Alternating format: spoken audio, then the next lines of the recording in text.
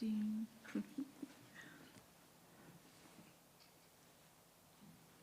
Good morning, everyone. Nice to see you all. So, Anne's turned up. Let's just spend some time greeting each other and saying hello, and then we come back and start the service.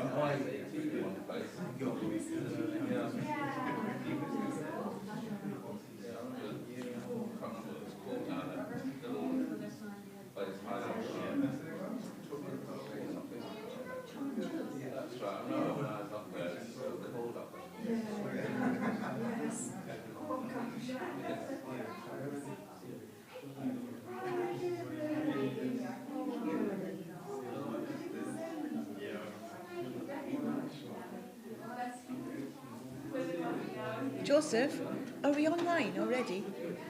So I'd just like to greet everyone who's online.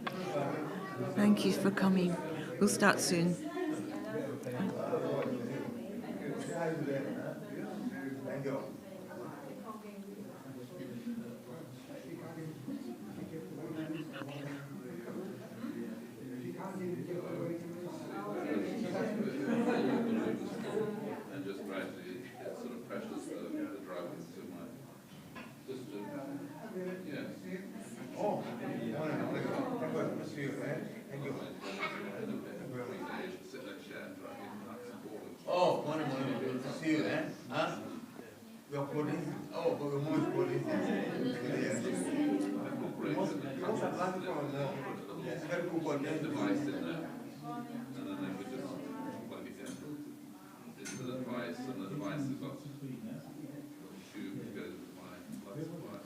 Okay, everybody can take their seats, please.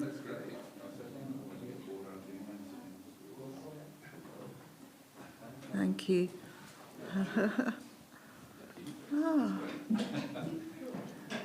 Good morning, everyone. Nice to see you. Hope you could get here okay. It's a bit icy outside and very freezing cold temperatures, isn't it? Luckily, we're in London, so it should be a bit better, but -4 is the one that we've noticed where we are so far, 7 o'clock in the morning when the boys are going to work. It's very cold, isn't it? It's unusual to be this cold, I think. But anyway, you have to be ready. I hope you all had a nice New Year. Happy New Year. And also Christmas period. I mean, it's already the 12th of January, but it's nice to just be able to... This is the first time we've met for a month, actually, in Lancaster Gate, so it's nice just to say hello, touch base again. And yesterday, on Cheongshin 1, there was an extra one, because on January the 12th is something special in Korea, something special. And also they wanted to make a condition for the situation in Korea. And so we all prayed. It was nice. So, the first song is called Island in the Sun, which is a bit of a hope, a good hope. So I hope that when you're singing it, you can warm up. Let's start. We'll invite the band up and sing the song.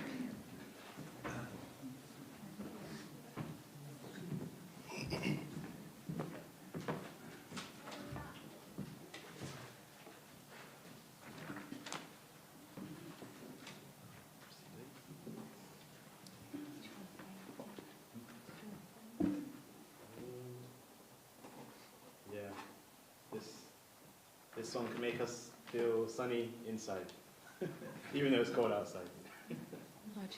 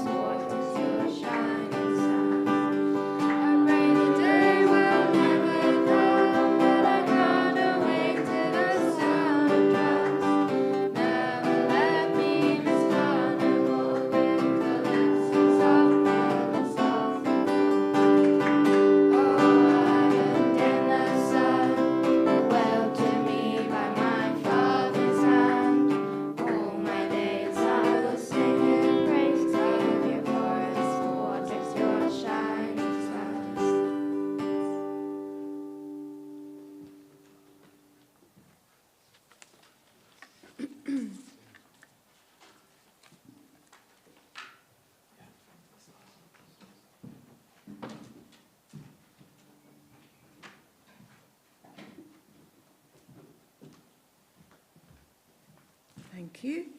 So I'd also like to greet the people online. Sorry, I forgot to do that. So now please join me in pledge. It'll be pledge number 5. 5. Our family, the owner of Chun Il-guk, pledges to strive every day to advance the unification of the spirit world and the physical world as subject and object partners by centering on true love. Thank you. Oh, please join me in prayer. Dear Heavenly Parent and Parents of Heaven and Earth, we pray we can offer our heart now at the start of this new year in Lancaster Gate, the comfy centre that we've become used to over the years of coming here.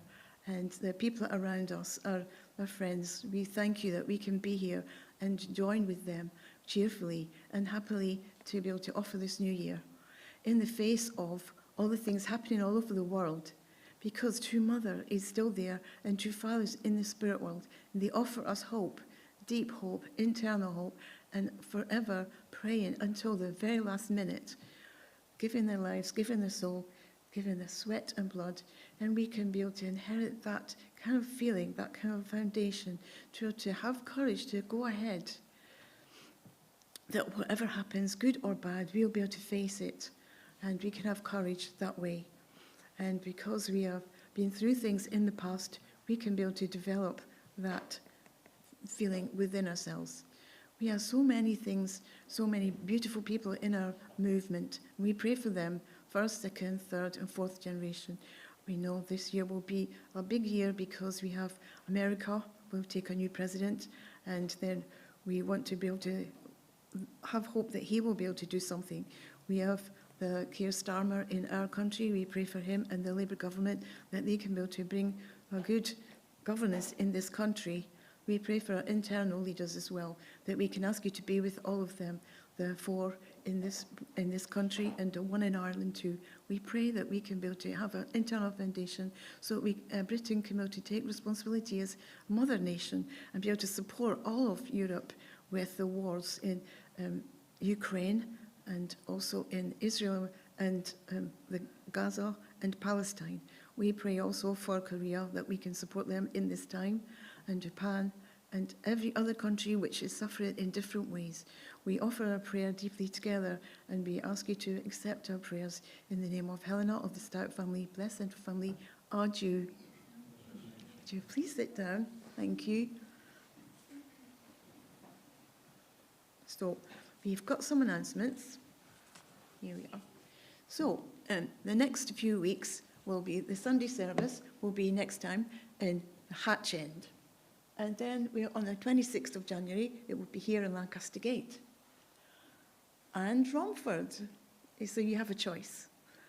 And then please contact Kieran if you would be interested in doing anything like Sunday service coordinator or sermon giver or greeter at the door, or if you like to cook.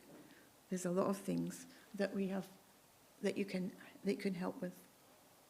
And then we have also Anniko, our lovely sister Anniko, is concerned with people's internal state, which is very good. We're very supportive and very happy. And she runs a class called Co-Creators, which is in Lancaster Gate, whenever the Sunday service is on, every 2 weeks, from 1:30. So if you want, you can contact her, or you can just take part. So this is the weekly announcements. Future Generation Workshop. This is something with Shin Chilnim and his wife, Jinwoo. They come into River South. Why don't they come to North Thames? Why don't they come to Lancaster Gate? Maybe they will. So anyway, we're going to go to, they're here, 17th January and 18th January. So let's see if you want to go. And then open to participants aged 15 to 40. So you can stay overnight in Livingston House, but you have to tell them, and it's going to be extra money. There's the QR code there as well, so that should be wonderful, right? This is also a big responsibility, isn't it? National Leader, NL, that's what National Leader, NL. So we've got, at the moment it's Mike Balcom, and if you want him to stay, continue to be the national leader, but he also is a big leader in Europe. He's the national leader, the European leader. So he has a lot of responsibility. So let's think of someone who you think would like to do it. And you can apply and nominate someone, or you can nominate yourself. And then that's till the 31st of January. So please, then there is a thing online, there's a QR code, or there is a link in the national news. You know, you get the national news letter, there is a link there too, online. So if you want to do that. Companions of Faith, exactly that. It's young people, and they will meet Wednesday the 22nd to Sunday 26th January. So is this still open, David? Can you still apply? I think just click on the thing and see if you can apply, because it's very well interesting. Is it still?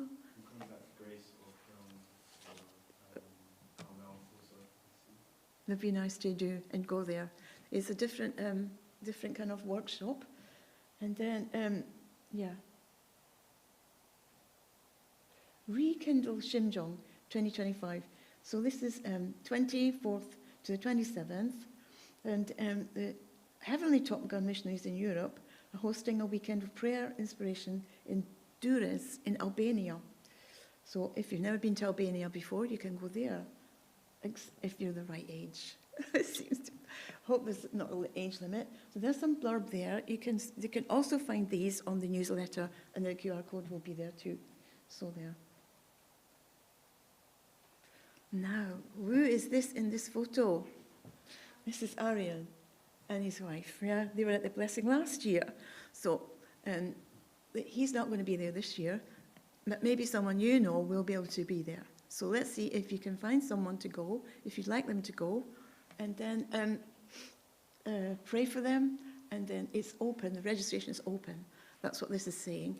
And so please, that's what you to do. Also, we have a 21-day prayer condition to support this event. Right. Well, not just this event. So then register for the palace opening. That's also part of the prayer condition. So we have crossed the 3-month mark leading up to the great opening ceremony of the Cheonwangong. There we go. The registrations are open for those who wish to make the trip to South Korea. So you have 3 months, 4 months actually. So you can still go, but I'm not sure if registration's still open. You just have to check, because I'm sure that they'll be desperate for us all to go anyway, but you have to prepare. Right, thank you. So this is the youth camp for the palace opening. Join the youth camp, yeah, read it. 16 to 40. I'll just be able to go. It includes training, performances, and internal education. Wonderful, that would be great. And so it doesn't say when it's on. You can ask Kieran afterwards, because he's in the picture, so he'll know all about it. Right, international choir opportunity. So, like before, I mean, we had one thing before, I remember, they had an international choir. It's people who want to sing, and you can sing well, then you can do this kind of, you can apply to be in the choir. And then, of course, there's the code there, but let's try and get the thing, because you have to, it did involve sending a video of you singing on your own, but I don't know what it's like now. So it was a bit involved, because I wanted to get involved the last time. But if you're interested, then please ring up. Ring up. That's old-fashioned speak. There's different ways to connect now, isn't there? So find a way to go if you want to go. So this is the Elsham programme. So my son David did it a long time ago. Not a long time ago. 14-year-old to 16-year-olds and their parents. So this is an 8-week programme from Saturday, 29th March. Then there will be a retreat as well, 14th to 16th in March, Livingston House. It's very worthwhile. They talk about purity, and you get purity ring. It's very sweet. It's very nice for the kids to do that. Have a blessed week. That's a great message, isn't it? So, that's all of the that's all of the ones that... Has anybody else got anything that they want to announce? Is it a good time to do it now? Or say anything? Or Peter? Do you want to come up? No, I have not too much to say. No, I have a blocked ear, actually. Sorry. Anyway, the only announcement I want to make is today is the 12th of January 2025. There were once a blessing on the 12th of January 1989. I can see one participant here at least, Chris Lebar. Congratulations. Anyway, the blessing was in those days in, what was that factory called? Ilva factory, yeah? Where you could drink a lot of lemonade and cola. So we were offered free drinks. Anyway, today is the day, and I just want to mention it, yeah? Thank you very much.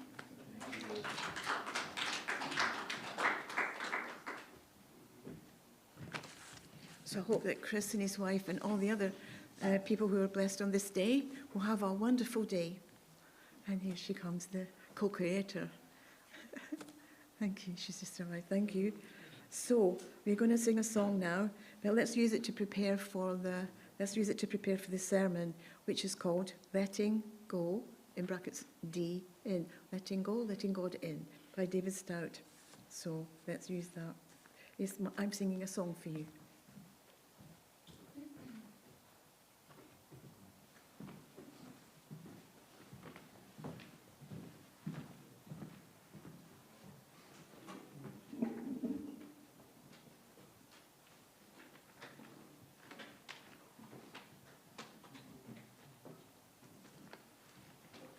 You can all rise.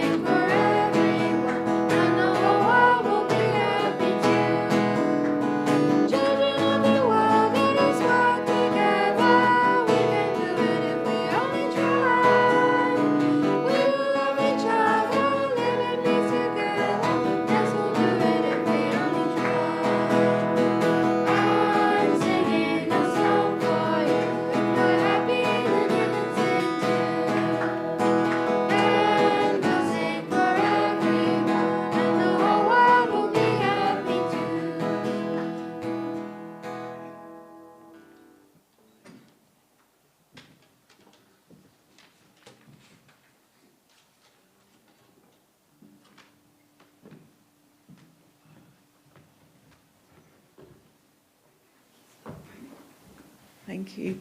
So the sermon will be given by my son, David Stout. David is my second son, my fourth child. I'm very proud of him. I'm very happy that he'll be able to be here today on short notice. And I'd like to just hear. I like the song because it reminds me of when I was on MFT, We were all young people, and the world was going to be restored in a year.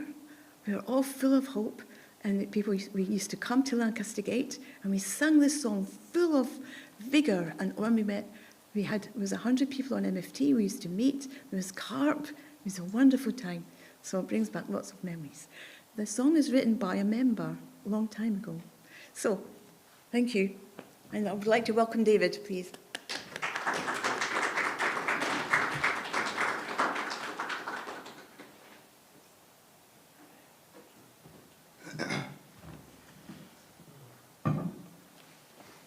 Alrighty.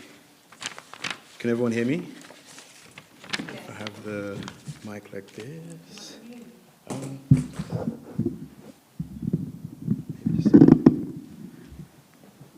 Maybe if this one's on there. Well, I feel like a bit of a press conference. So many things. But I hope I can honor True Father in that way. It's kind of, yeah, good morning, everybody, and Happy New Year. I hope everyone had a smooth festive period. Yeah, so I'll be giving the message today. Yeah, letting go and letting God in. I thought I'd decide to use a bit of a play on words there to match my message. Yeah. So something about me is that I learn a lot by doing things. And even if the wisest person in the world tells me something, I can't take it in unless I actually have something to apply it to. And if I have to do the same thing over and over again until I finally learn it on the 50th time, that's kind of how I do things. I realized recently, like, I have this bald spot in the middle of my head, and I think it kind of represents my spiritual life. I kind of took my spiritual life by the horns, and I just kind of like went forward. I really wanted to discover things, and the way I tell people now why I have this bald spot is, like, kind of spiritually, I'd be just walking and maybe bumping into a few trees on the way, but if I bumped into the tree, I wouldn't go around it. I would just keep bumping into it until it was gone. That's why I have this bald spot. Yeah, so, yeah, I don't know, my middle name is also Sung Ho, Korean name given to me by Wonpo Kim. Okay, cool.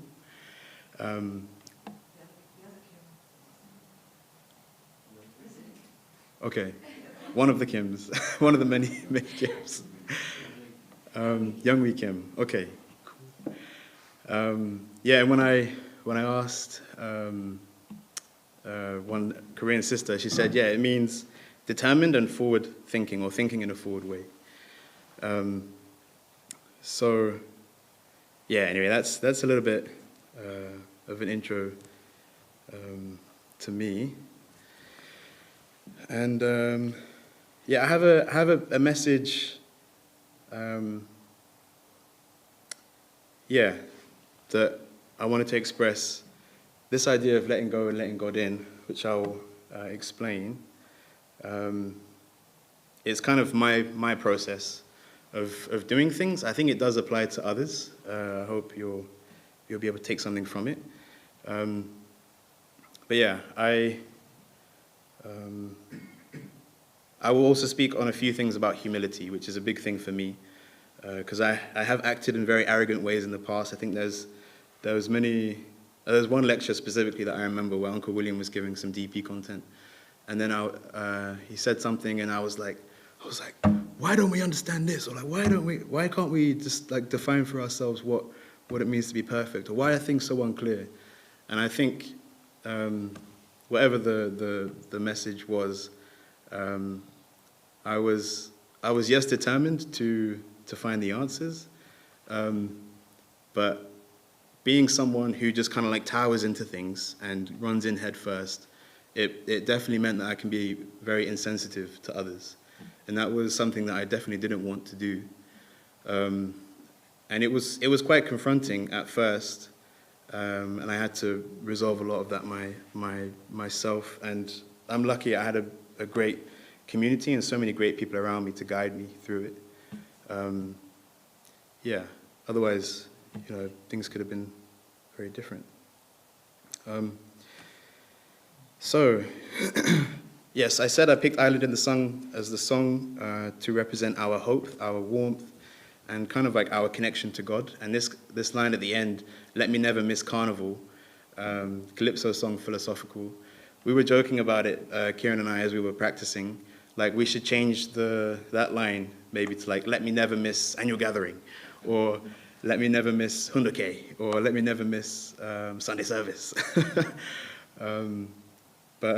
Yeah, actually, my meaning for picking that song was carnival represents like church for me, or like we come here to praise on the Sunday, to take something in, to relax, to let our spiritual hair down, and to be amongst like-minded people and depth of heart connected people, and to take in our spiritual food.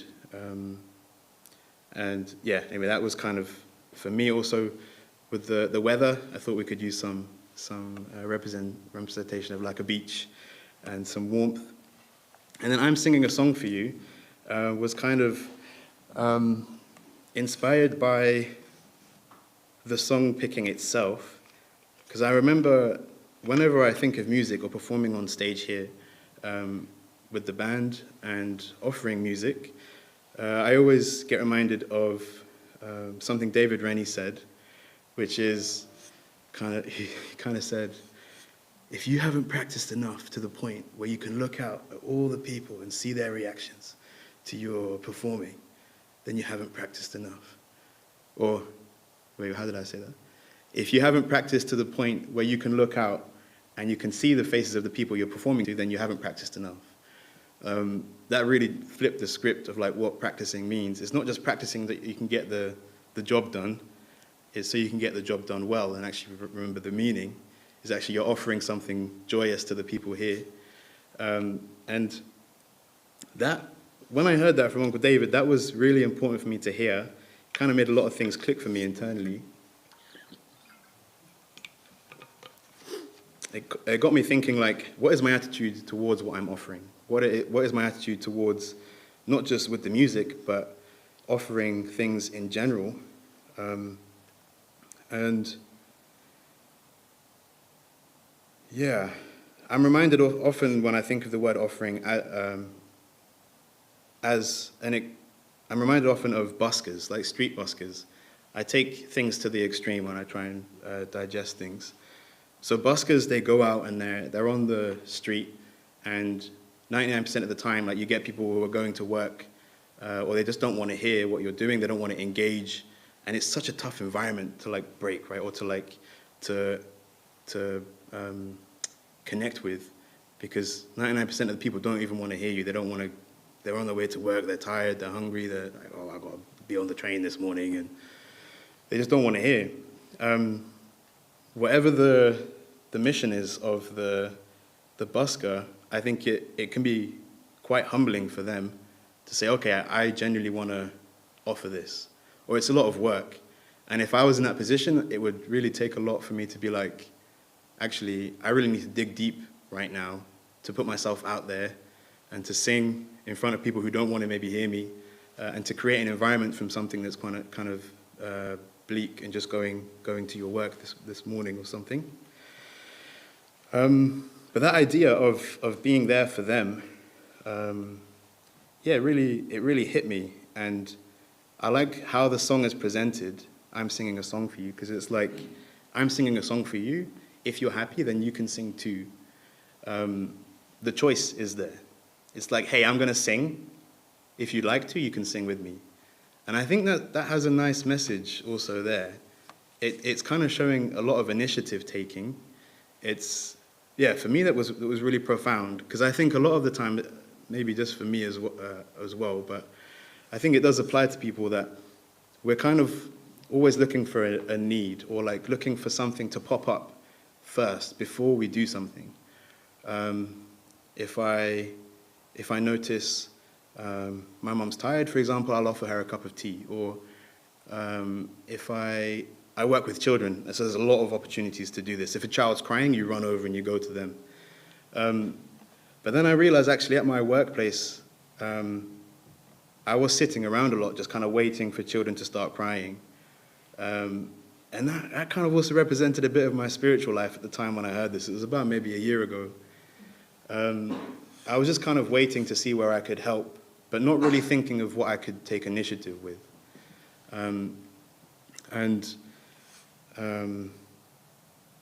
Yeah, a child doesn't always need to be crying, or someone doesn't always need to be in a position of need for you to actually offer something to them. You can take them from where they are to a little bit better in many, many ways. And that shift was really, really helpful for me. Yeah. And then this idea of if you want to, you can sing too. Like if you decide, you can sing too. It also brought a lot of humility for me in my day-to-day with asking things as well, asking for help or just asking questions in general. Because I have kind of an adopted philosophy that I don't want to ask a question if I'm not ready for both answers or all answers. That's just my own thing. It came from wanting to communicate very, very specifically. When I was on Dun and I was going to a lot of European workshops, we'd have a lot of people from all around the world. And even though I was a British speaker, we use a lot of kind of like colloquialisms or turns of phrase or idioms when we're talking in British. And I thought that I was making myself clear, but unless I was saying exactly the words that I wanted to say, it was difficult for certain people to understand me. And that was also quite humbling, because I was like, I'm a British speaker. Like, I should know this language very, very well. I should be able to communicate very, very well. Why is this a thing? But anyway, I became so focused on communicating as specifically as possible that I adopted a philosophy, like I don't want to ask a question unless I'm ready to receive both answers. Otherwise, I can find another way to express it. Yeah, for example, if you're asking a yes or no question, if I did have a preference or I was not really giving the choice to the person to say yes or no, then I wouldn't phrase it in that way. One thing was with my mom. I would ask her, like, is it okay if I go and do this? Or are you happy if I do this? And that's it's a difficult question for someone to answer, I realized. Oopsie daisy. Yeah, so instead I would say something like, Mum, my plan is to do this. I'm 99% sure I will do it. I would like your input. Or, Mum, this is my plan. Do you have any input on the execution of it? Or I'm going to do this. I can see it might not make you exactly happy. Is there something I can do to make it easier for you to take in? Yeah, that kind of thing. And I think when I did that, it really highlighted the weight of a question when I did ask a question. It was also especially difficult for me to ask for help because I was so focused on saying things so specifically. But if I needed help, if I was kind of like overwhelmed internally, or if I was going through some things and it was quite desperate for me, I needed some help, my brain would be so focused on how to word it that I couldn't just say, like, I'm in need right now. But I mean, that's my own fault. It's me for being so crazy hell-bent on communicating so specifically. Yeah. But anyway, it was really humbling when I did have to ask for help, because I realized actually what the weight of the question meant. And I think doing that kind of thing, or for me, I still do it. I think it's a good practice, because then it adds another layer of consideration to any question that I might ask. If I'm really asking for someone's input, I'm not just doing it so I feel like I'm taking someone's input into consideration. I'm asking them because I want to know the answer. And so internally, when I ask people things, it's like, or I do my best anyway to say, like, I'm okay with however this goes, you have the choice. And that is quite humbling, and that's also quite liberating, and it's also a bit more difficult than it might seem. For me anyway, it was.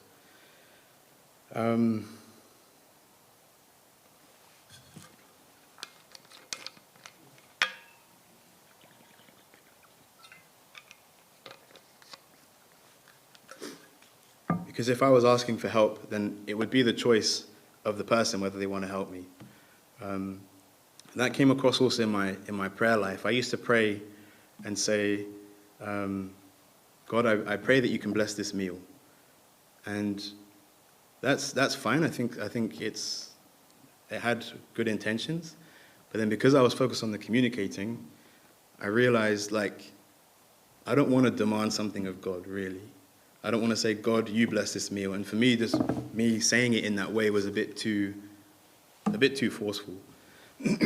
So I started to say, like, God, I really would like to humbly ask for your blessings upon this meal.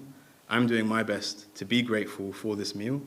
And in that way, I can connect with you. And I connect with also my idea of what True Father kind of also approached, how he approached his meal. And for me, that was also helpful to separate my responsibility and what I'm asking God for. It really shed some light and highlighted that kind of process. And it kind of made it a bit more clear for me what it is that my responsibility actually was to prepare myself internally for whatever I'm asking God for. And through doing everything that I can internally to make space for God to come in, when I ask him to come, it's a lot more easy for him to connect because I've already done the work that I need to create the space. And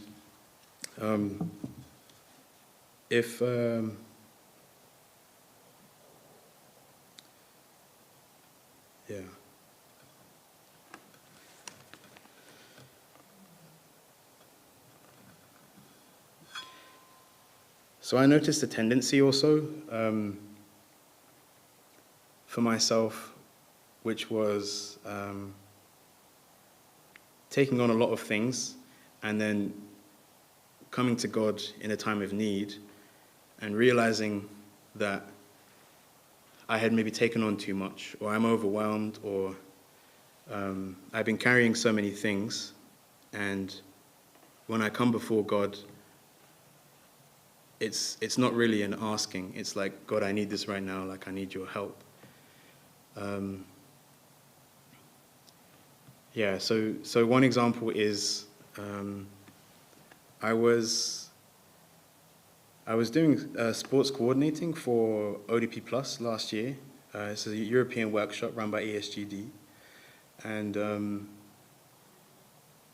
lot of the responsibility is to bring meaning that is connected to the content that's being shared, that the participants can connect with. And so internally it takes into consideration what I'm also going through. Like, I want to offer something that as many people as possible can connect to in a way, through the exercises, through the activities, through the games. And for me to communicate that clearly, it means I need to be in a space to also do that. So it was maybe 1 or 2 days in, and we were going to have a meeting about the challenge afternoon.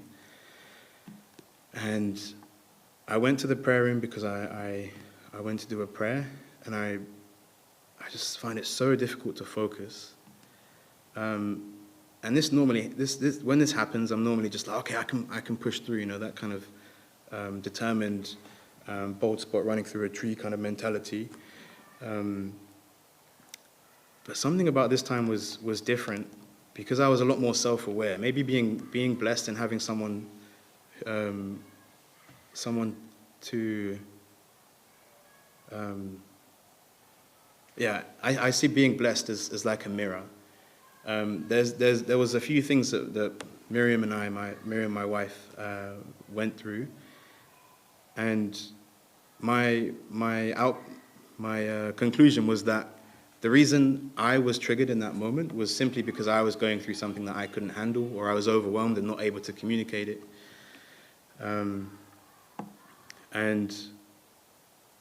Once I realized that, it showed me the work I needed to do was to let something sit, or to let something go internally.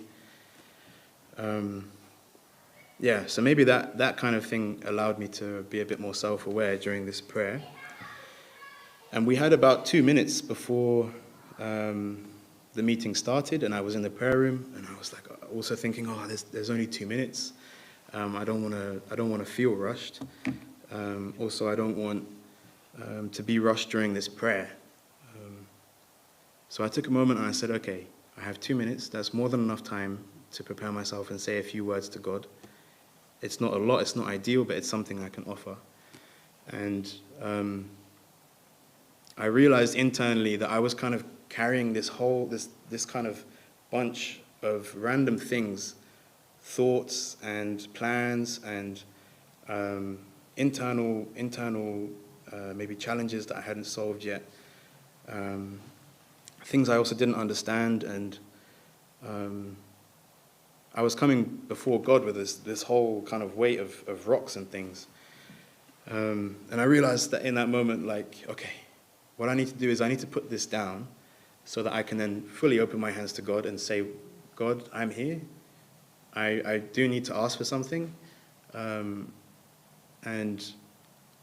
I'm not going to force you. I'm not going to demand that you give it to me. I don't want to have that kind of sense of entitlement or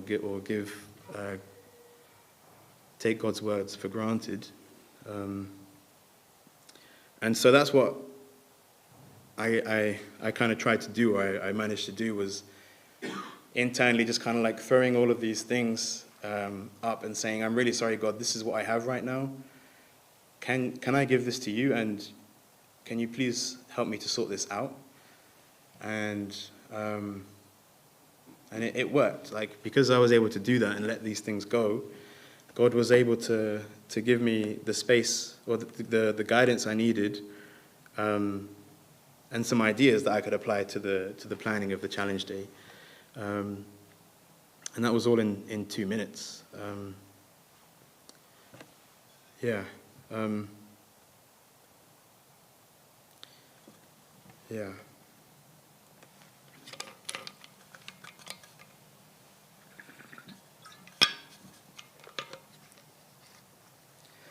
So that was the beginning of that kind of process. That was last summer, and from there I realized actually that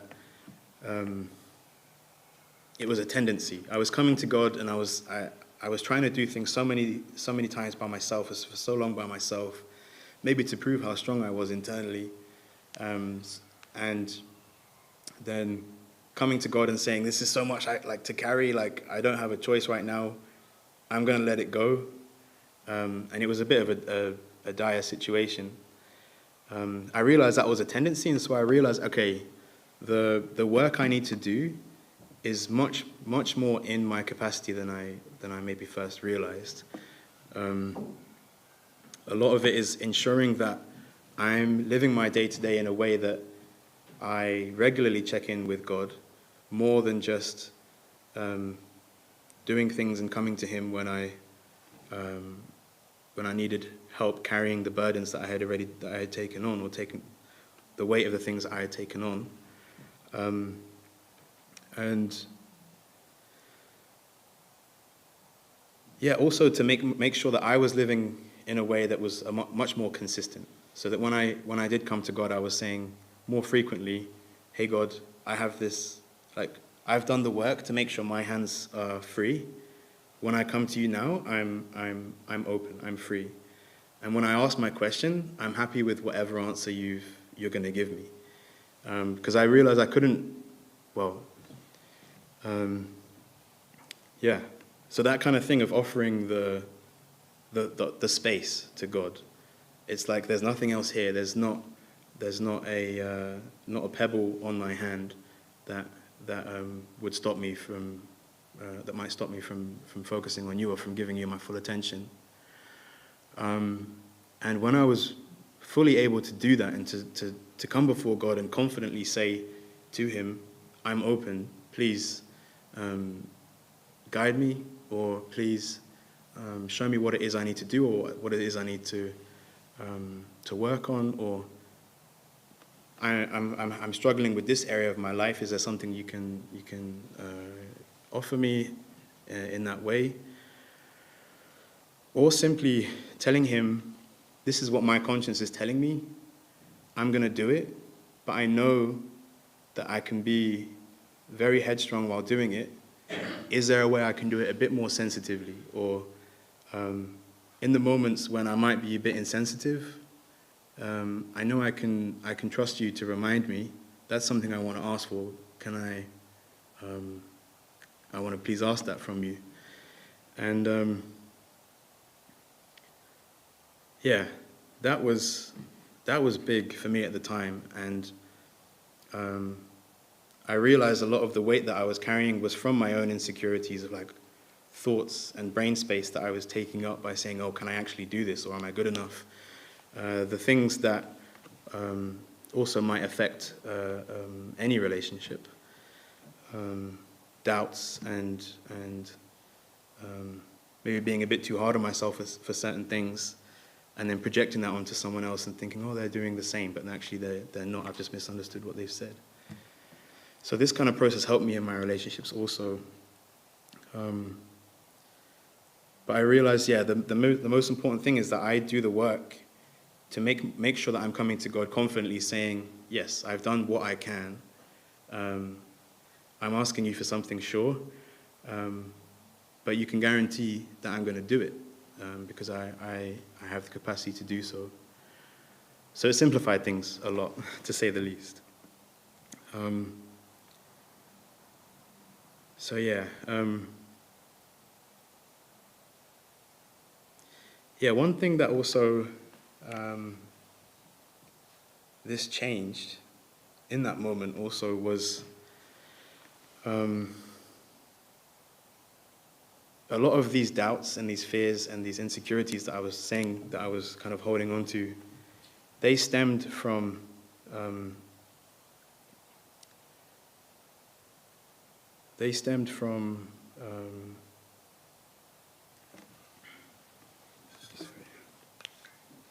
focusing too much on what I couldn't do, what I was inadequate at, what are the things that I'm not good enough yet that I feel like I can offer to people.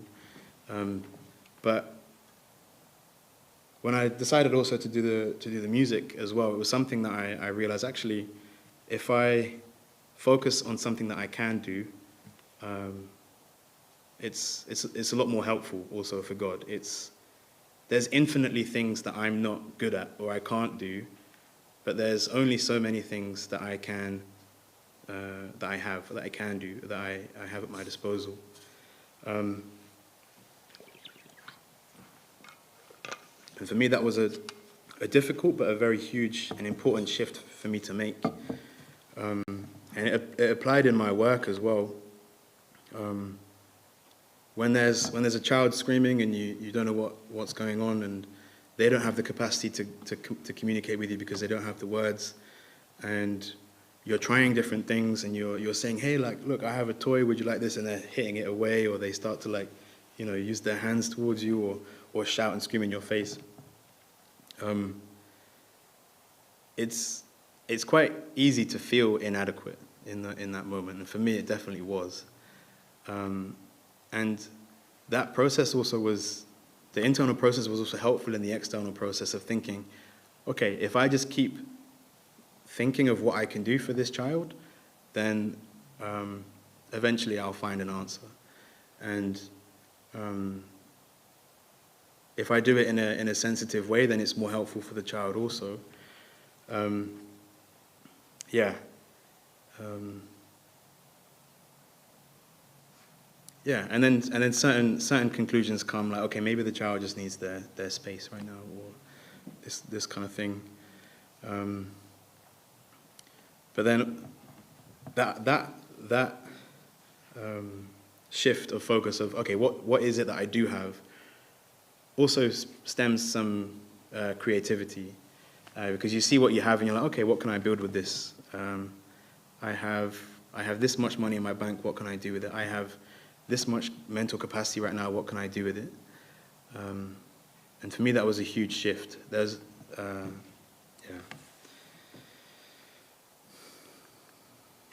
So, yeah, actually, I would like to give a reading at the moment, right now. It won't be on the board, but I'm hoping that you can follow along. So this is from a book, The Alchemist. It's one of the few books I've read all the way through. It's something I need to work on. But it's a story about Mother Mary with baby Jesus visiting a monastery, or a monk, whichever the equivalent of a monastery is for monks. Anyway,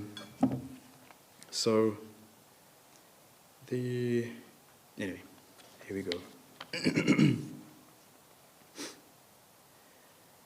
Our Lady, with the baby Jesus in her arms, decided to come down to earth and visit a monastery. Okay, I was right. The monks proudly joined in a long queue, and each of them came before the Virgin to render their homage. One declaimed beautiful poetry, another showed his illuminated paintings of biblical subjects, a third repeated the names of all the saints. And so on, one monk after the other went, praising Our Lady and the baby Jesus. The last monk of all there was the humblest in the whole monastery, who had never studied the learned books of the time at all. His parents were simple people who worked in an old traveling circus, and all they had taught him was to throw balls into the air and juggle with them. When it was his turn, the other members of the order wanted to bring the homage to a conclusion, since the old juggler would have nothing important to say or nothing important to show, and might lower the image of the monastery. But in the bottom of his heart, he also felt a burning need to give something of himself to Jesus and the Mother Mary. Ashamed, conscious of the disapproving looks of his brothers, he took a few oranges from his bag and started to juggle them in the air, saying that juggling was all he knew how to do.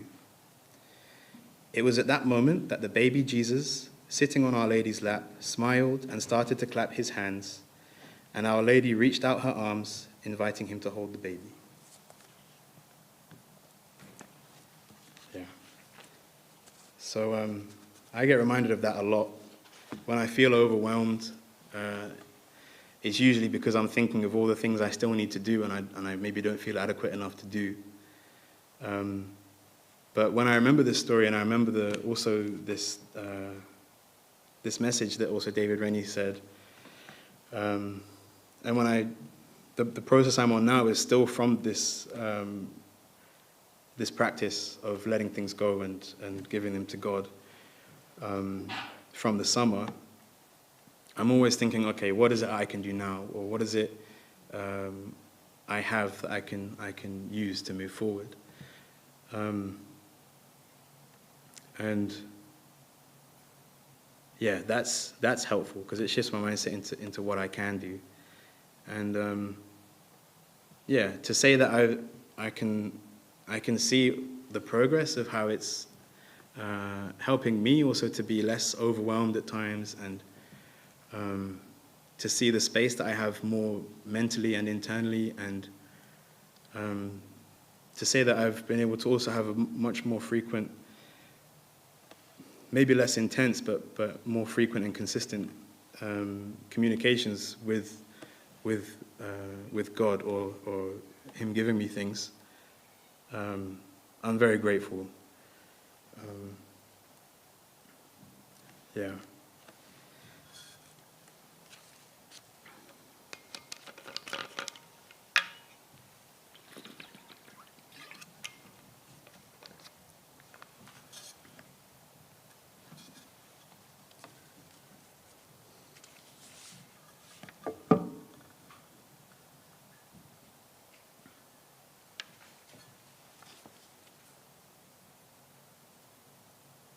Yeah.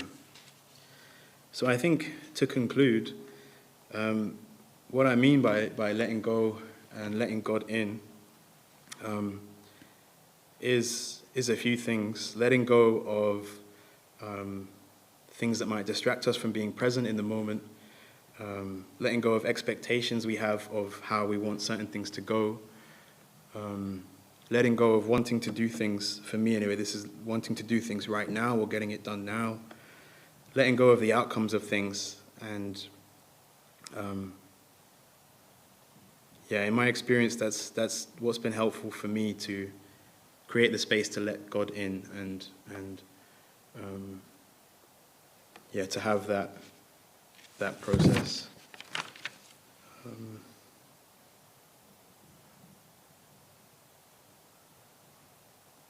Yeah. Yeah. That's everything I have to say.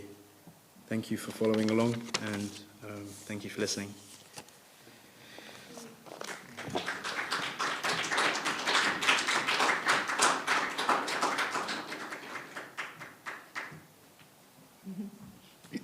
Thank you very much, David. That was very enlightening. I would like to invite you to have a few moments of reflection, and then afterwards we'll go into the offering song. And then we have a bowl here if you want to put the money here, or I think we have the reader at the back. We have the reader at the back. And online, you can probably do it on the link, or you can give it another time. Or thank you. Thanks very much.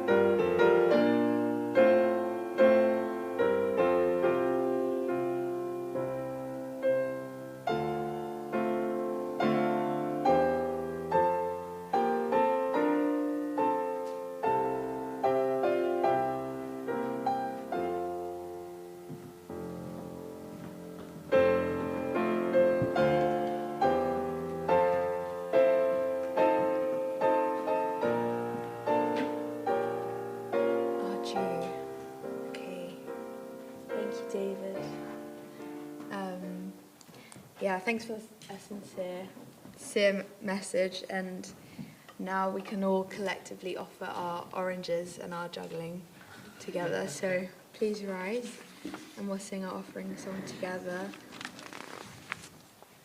which is going to be Pass It On.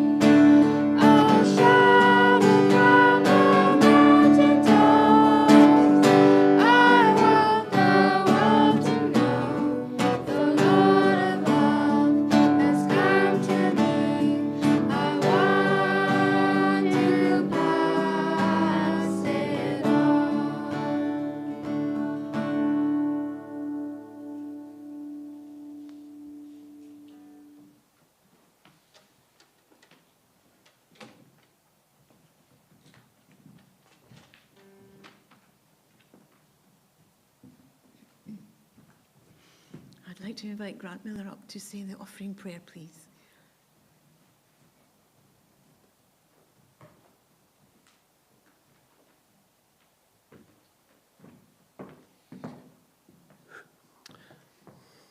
Good afternoon, Heavenly Parents and True Parents. I'd like to offer this service to you, this our donations, Heavenly Parents, so we can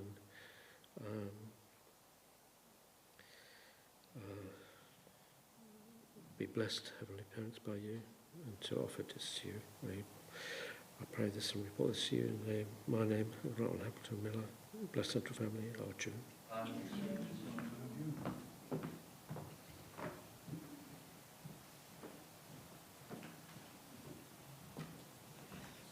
Thank you, Grant. Everybody can sit down. Thank you. So, I'd like to say thank you, David, for the sermon, especially communication, because it's true. I remember this champing at the bit, gung-ho. Do people know what that means? Do you know what I mean? A foreigner, you're speaking to them. It's a horse. And it means your attitude is like you're frustrated, you want to go. Same with gung-ho. It's like, let's go. That's what the horse riders used to say. But people don't really know. So it is a very valid point when you talk. Think about who you're talking to, and then then you can examine what you want to say. It's a very important point, that. And then the prayer room experience, I like that as well, where you come to the prayer room and you want to talk to God, but you have all the things, then you put them down. I think that's a very good point, very good advice. So, thank you so much. So if you'd seen David 4 years ago, you would see how much he's grown. And thank you so much, David. I think everybody can join together. Just give me a big clap. And thank you so much. Thank you. So, the Sunday service is coming to an end, so I just want to say if there's anybody new. I don't see anybody new. Yeah, nobody new, but I'd like to say Mr. Hayashi's here. Hi. So, thank you, everybody. And I want to thank the band. What a cute band. He has a lovely dress on today. And thank you so much, the band, yeah? So, David, I have to thank you twice as the band member and also as the what do you call it, the sermon giver. And the sound tech. Without you, Joseph, we couldn't do any of this. So thank you so much. And also his wife, Inshil. But somebody sitting at the back there, thank you to Kieran for organising everything. And he's not well, so let's give him a big thank you. So, as you know, we're no food today, but you can still go downstairs and have tea and coffee, and we can have a lovely fellowship. And I would like to invite up William Haynes to do the benediction prayer, please. Thank you. Thank you.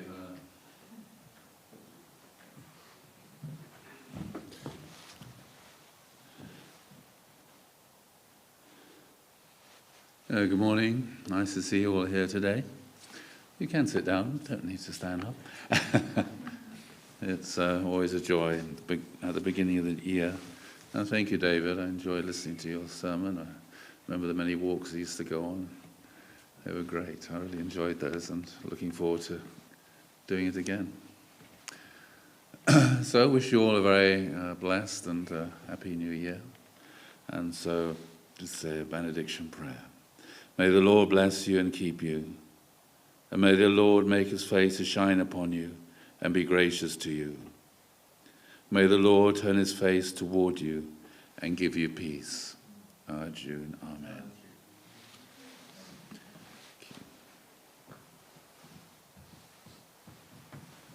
Thank you.